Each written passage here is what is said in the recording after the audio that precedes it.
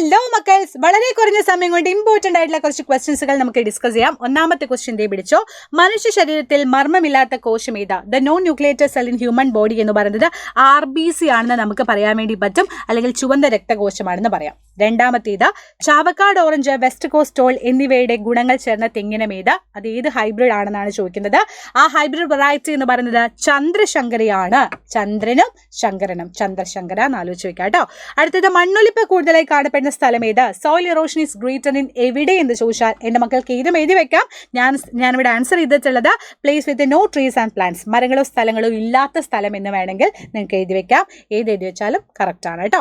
വ്യത്യസ്ത മണ്ണിനങ്ങളുടെ pH തന്നിരിക്കുന്നു. ഏത് മണ്ണിനാണ് കുമ്മായം ചേർക്കേണ്ടത്? The pH value of different soil given. In which soil lime add ചെയ്യണം ചോദിച്ചു. 7 ആണോ 5 ആണോ 9 ആണോ 8 ആണോ ചോദിച്ചു കഴിഞ്ഞാൽ നിങ്ങൾക്ക് ആൻസർ ചെയ്യാൻ പറ്റും. ഇറ്റ് ഈസ് 5 ആണെന്ന് ആൻസർ ചെയ്യാൻ വേണ്ടിയിട്ട് പറ്റും. ഇനി ലാസ്റ്റ് ക്വസ്റ്റ്യൻ ദേ പിടിച്ചോ. ആസിഡുകൾ കാർബണേറ്റുകളായി പ്രവർത്തിക്കുമ്പോൾ ഉണ്ടാകുന്ന വാതകം ഏതാ ചോദിച്ചു. Which gas formed by the acid react with carbonate? Answer വരുന്നത് കാർബൺ ഡൈ ഓക്സൈഡ് ആണ്, CO2 ആണ്.